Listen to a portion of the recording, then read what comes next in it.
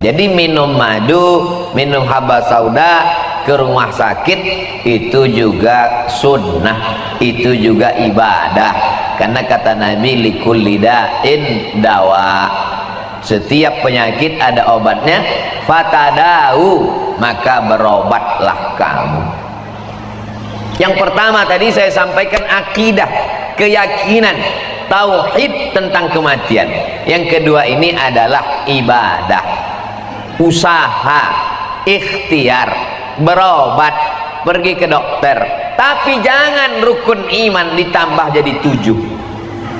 Antu'mina billah wa malaikatihi wa kutubihi wa rusulihi wal yaumil akhir wa biqadri khairihi wa syarrihi wa bi dokter spesialis. Kira-kira yang saya sampaikan ini jelas? Kuatkan keyakinan bahwa hidup kita sudah diatur Allah Subhanahu wa taala. A'udzubillahi minasyaitonir rajim. Nun wal qalami wa ma yasturun. Wal qalami, demi qalam. Qalam itu pena, bukan tempat ikan. Ketika Allah menciptakan qalam, ada makhluk namanya qalam, lalu Allah menyuruh qalam itu menulis.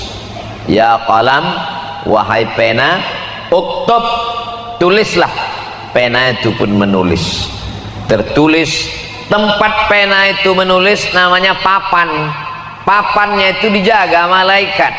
Papan bahasa Arabnya lauh, pakai h, lauh. Dijaga bahasa Arabnya mahfuz. Maka papan tempat pena menulis itu disebut dengan lauh, lauh mahfuz, papan yang terjaga.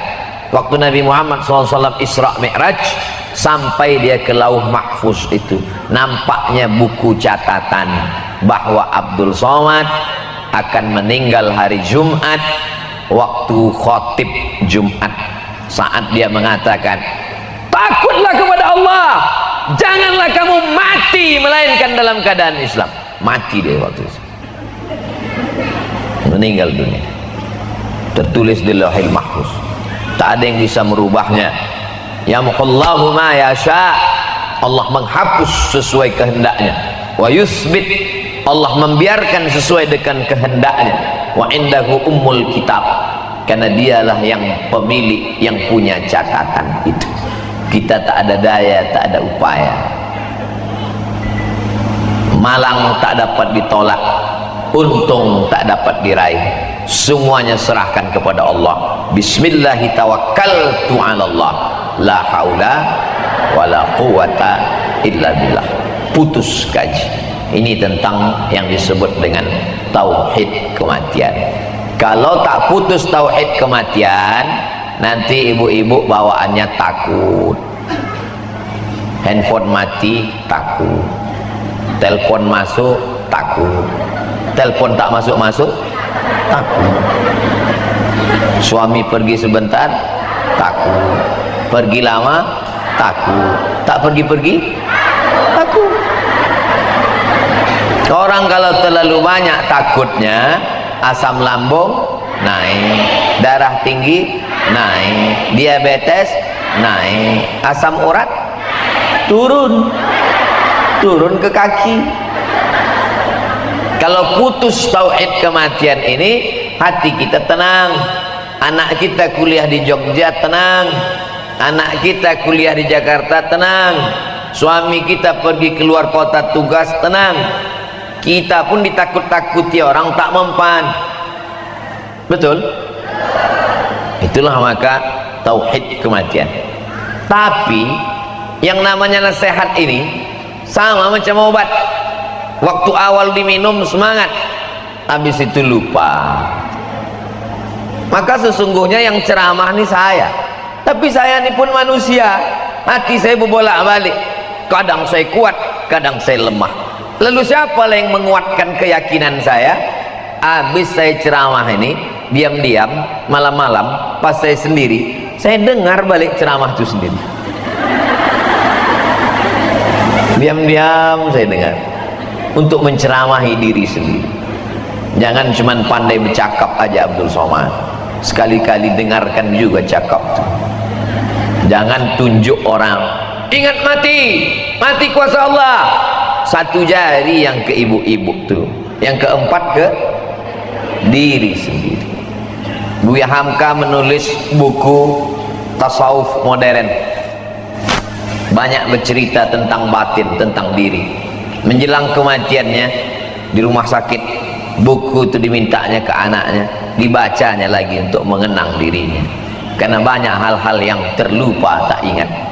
Dari awal tausiah sampai sekarang, jangankan ibu, saya pun tak ingat apa yang saya sampaikan. Tapi Allah Maha Kasih, Maha Sayang, Dia kirim alat-alat untuk mengingatkan kita. Namanya itu yang tertulis di kamera masing-masing. Tak saya sebutkan, takut jadi iklan gratis. Ini tentang tauhid kematian. Jangan sampai kita silap, kita salah, rusak akidah kita kepada Allah SWT. Kenapa si Anu meninggal? Tabrak mobil. Kenapa si Anu meninggal? Gara-gara lupa makan obat. Kenapa si Anu meninggal? Gara-gara terlalu banyak makan obat. Kenapa si Anu meninggal? Gara-gara salah makan obat. Kata obat, kenapa pula aku salah? Makan obat itu hanya usaha dan ikhtiar. Pakai helm usaha dan ikhtiar. Pakai masker usaha dan ikhtiar. Kalau tak mati, kata Allah, tak mati.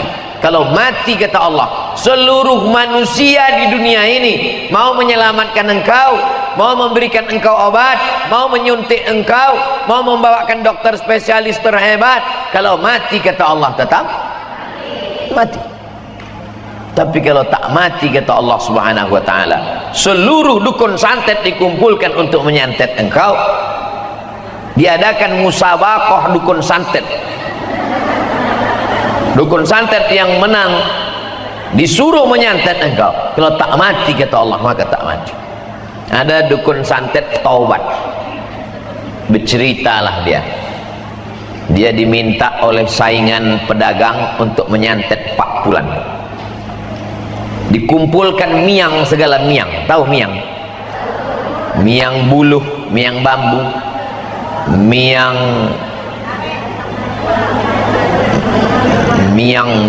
gatal-gatal. Laki gatal tak masuk.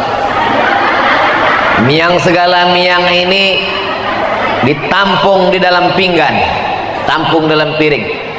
Setelah miang ini ditampung, dikikis emas, dicari batang emas, dikikiskan. Habis itu barulah dibacakan mantra-mantra, dipanggillah jin, hantu, segala hantu, setan, segala setan. Diletakkan miang racun tadi di ujung kuku jari kelingking.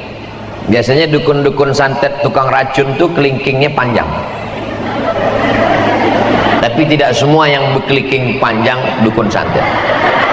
Untuk meletakkan miang, pegang di mana meja orang yang mau dipasang racun tadi, pegang. Nanti dipetik dari sini, sampailah racun itu dibawakan oleh jin, hantu, setan, masuk ke dalam gelas dia.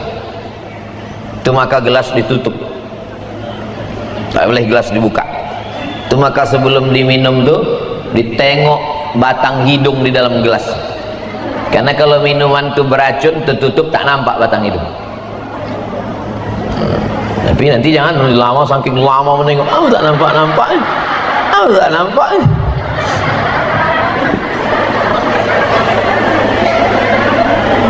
Badan kita ini ada sensornya, ada sensor di badan.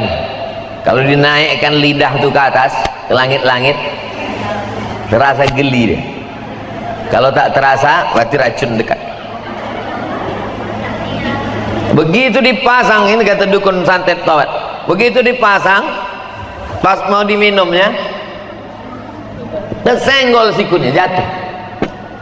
Belum ajal, tak mati. Carinya lagi, cari waktu kesempatan, tengok, diintip kapan dia minum. Begitu sudah mau dipetikkan racun tadi, sudah mau diminumnya, masuk telepon, asik bercakap. Itulah aku minum. Ya sebentar ya. Ayo bunyi la ilaha illallah.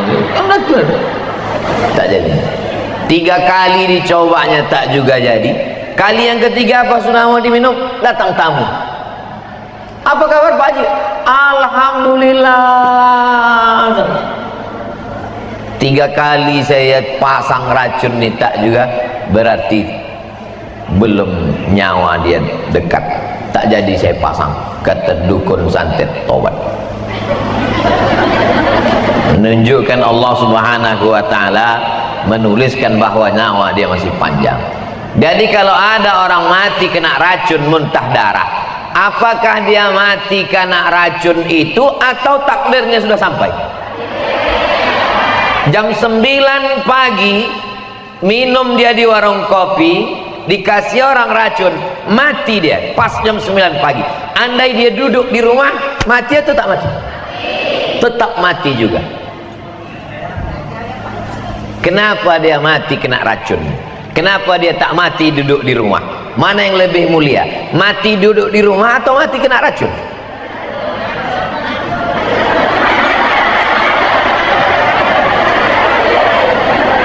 Kalau orang mati kena racun, matinya mati syahid. Nabi Muhammad SAW meninggal kena racun pada tahun ke-7, diundang oleh Yahudi Khaybar. Waktu diundang itu mereka tanya, ya Muhammad SAW, daging kambing itu apa yang paling kau suka? Biasanya kita kalau bertamu ditanya orang, Ustadz suka makan apa? Suka sup. Sup kaki, sup otak, sup kepala, apa sup tunjang, apa sup ekor? Sup tunjang. Tunjangnya bagian lemak-lemaknya atau tulang? Tulang.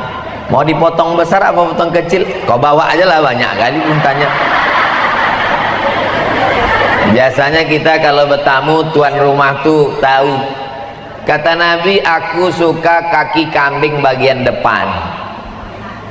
Rupanya di kaki kambing bagian depan itulah mereka tanam racun sebanyak-banyak. Sahabat Nabi di samping Nabi yang memakan itu, begitu masuk ke dalam mati kontan, meninggal. Nabi SAW dikasih tahu Jibril, ya Muhammad SAW, itu ada racunnya, tapi sempat tertelannya sedikit, dimuntahkannya, sempat air liurnya masuk ke dalam, sedikit bersarang racun itu di dalam.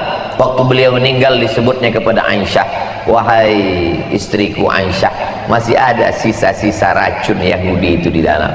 Allah ingin memuliakan dia. Dia mulia sebagai pemimpin para nabi dan rasul, dan juga mulia sebagai meninggal syahid, meninggal syahid. Tapi jangan gara-gara ini nanti kalau ibu tahu minuman itu sudah beracun diminum juga. Udah tahu minuman itu beracun, diminum juga. Pas batuk-batuk, kenapa ibu minum? Aku ingin mati syahid. Mati konyol. Karena kalau udah tahu itu racun diminum juga, berarti bunuh diri. Ibu tahu itu beracun, ya. Kenapa ibu minum? Suamiku dilarikan pelakor. Baguslah aku mati lagi daripada hidup. Lebih baik putih tulang daripada putih mata. Mampuslah kau. Tak boleh kita milih mati. Kira-kira setelah saya sampai ini, keyakinan ibu tentang mati makin kuat atau makin lambat? Yakinkan diri bahwa mati ini akan datang. Tapi orang tidak yakin, sebenar-benar yakin tentang mati sampai dia mati. Tetangganya mati, dia yakin. Anaknya mati, dia yakin. Suaminya mati, dia yakin. Tapi kita tidak benar-benar yakin bahwa kita akan mati sampai yang mati itu siapa? Kita. Sampai akhirnya kita benar-benar mati, barulah sadar bahwa kita dan kematian itu betul-betul ada. Kalau tidak, kita hanya sekedar sanggup pula orang mati berfoto-foto. Meninggal makcik saya, adik almarhumah sepupu mak saya. Begitu sampai tempat tuh, Ustaz foto Ustaz. Saya bilang, sampailah hati kalian berfoto di tempat orang mati. Di mana hati kecil kalian? Terdiam mereka. Orang mau meninggal, jenazah terbujur di ruang tamu, sanggup diminta foto. La ilaha illallah. Kalaupun mau berfoto juga, kejarlah Ustaz itu ke tempat parkir kan. Pula di situ. Apa kata keluarga? Anaknya ada di situ, menantunya ada, cucu. Gimana perasaan mereka? Banyak orang sekarang pintar, tapi tak pintar merasakan perasaan orang lain. Banyak sekarang orang pandai, tapi tak pandai merasakan perasaan orang lain. Pandai-pandai merasa. Itu makanya ceramah saya kasih tahu. Semua jamaah tahu kalau saya ceramah pasti 60 menit. Kenapa? Saya kena merasakan perasaan mereka. Karena saya pun kalau mendengar ceramah, kalau saya tengok tak selesai-selesai, gatal juga kepala saya. Kapanlah habisnya ceramah? Udah lama kita mendengar. Dia bilang, yang pertama kata, la ilaha illallah. Tapi kalau mendengar ceramah saya, jamaah tahu. Kalau khutbah 20 menit. Kalau tausiah tergantung botolnya besar atau kecil. Ini botol ini lain pula ini. Ini bilang 600 ml tidak, dibilang 300 pun tidak. Ini nampaknya hari ini tak jelas dah berapa menit.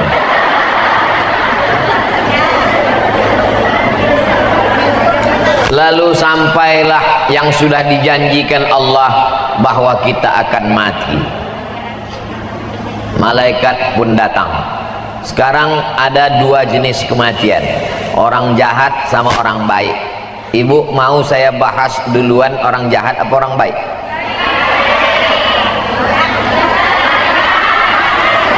Sebagian sini tadi ada juga yang minta jahat.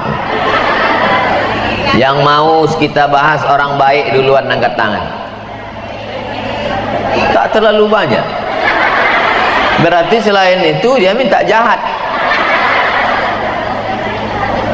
Yang setuju kalau saya bahas orang jahat duluan?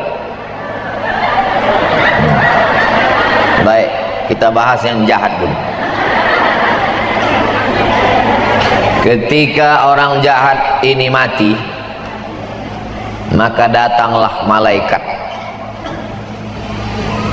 mendekati dia, menunggu waktu yang sudah ditetapkan Allah Subhanahu wa ta'ala. Kalau ditetapkan jam 9:15, tak bergeser menjadi jam 9:11, tak bergeser menjadi jam 9:16. Yang bergeser itu jadwal kedatangan ustaz. Jadwal kematian tak bergeser. Begitu sampai masa kematian, maka disentapkanlah nyawanya.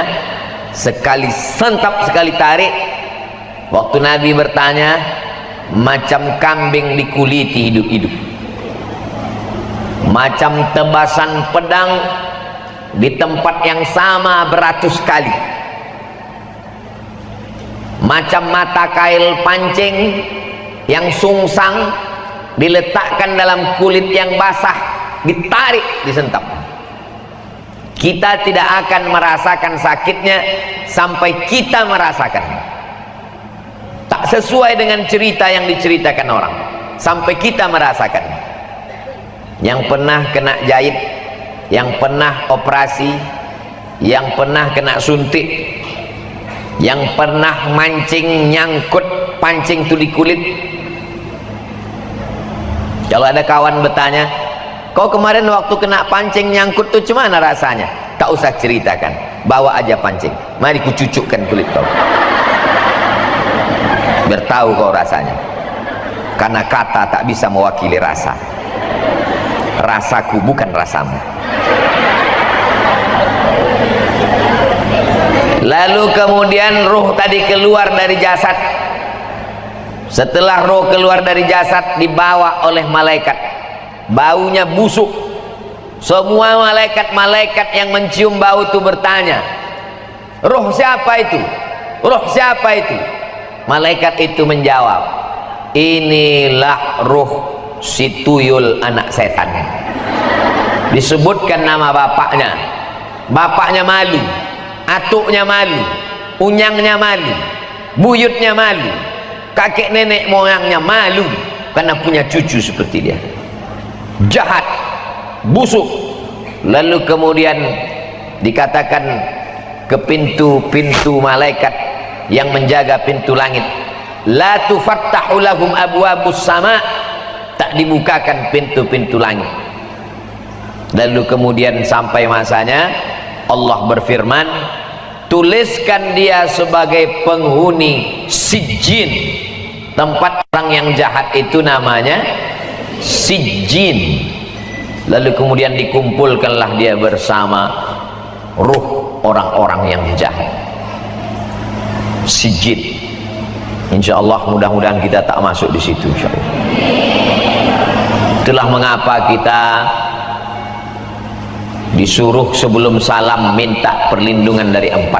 Allahumma inni a'udzubika min azabi jahannam wa min azabil qabri wa min fitnatil mahya wal mamat wa min syarri fitnatil masihid dajjal. Kata Allah Subhanahu wa taala, balikkan ruhnya yang busuk tadi ke dalam jasadnya untuk merasakan azab kubur.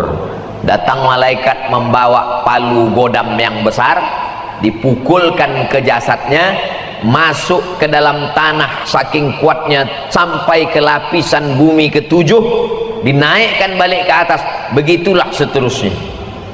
Maka kita selalu meminta kalau dicabut nyawa, Allahumma hawwin alaina fi sakaratil maut.